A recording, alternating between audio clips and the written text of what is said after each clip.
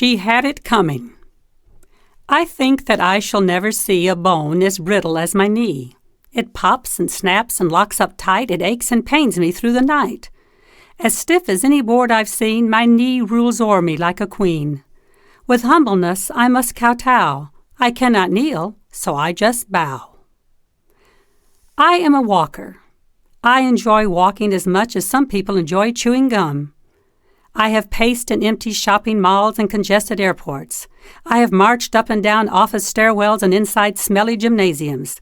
Occasionally, I've even walked outside. One spring morning, I informed my husband Dan that I was going to walk to work. My office was less than a mile from my home if I cut through the woods behind the junior high where my husband taught 8th grade. "Why do you want to do that?" Dan chided me.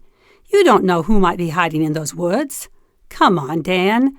There's nothing in those woods but squirrels and deer, and maybe a skunk or two. Nothing is going to attack me. If it does, I can probably outrun it anyway. It's a beautiful day. The rain has finally stopped, and I feel like getting some exercise."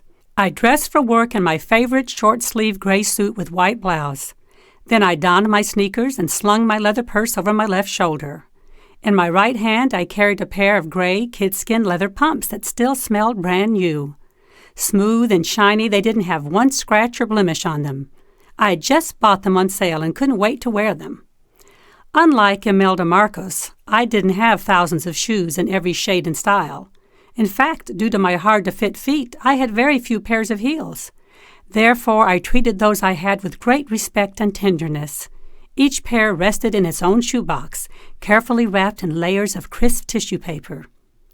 With the morning sun on my face, I headed behind the school and entered the woods. I followed an uneven dirt road full of ruts, rambling through the woods without incident. Suddenly I heard twigs snapping and branches breaking. Fearfully I looked to my right and prepared to sprint away. 2 does jumped out of the underbrush and bounded off down the road. Nothing else disturbed me for the rest of the walk. Soon I arrived at work, where I proudly paraded my new heels all day. After work, I followed the trail once more to return home. I inhaled the scent of cedar and watched the scurrying squirrels as I hiked in my sneakers, new shoes firmly clutched once more in my hand. Slowly the day's tension left my body. Walking was much more relaxing than speeding home in the car. What had Dan been worried about? Somehow I took a wrong turn and ended up on a slightly different path than the one I had followed in the morning. Overhanging branches slapped me repeatedly, and mud puddles sprawled in front of me. I jumped the small ones and circled around the larger ones. Finally, I saw the back of the junior high school in the distance. One more huge mud puddle loomed before me. Someone had thoughtfully stretched a 2x4 board across it. Without a thought, I hopped up on the board, placing one foot carefully in front of the other as I hummed to myself. What a perfect day! Halfway across the plank, one end of it slipped off the muddy bank, causing me to lose my balance. I waved my arms wildly as I keeled over backwards like a redwood tree and toppled into the mud puddle. Sprawled on my back, I lay stunned for a few seconds. The sky appeared amazingly blue as I gazed at it from a horizontal position.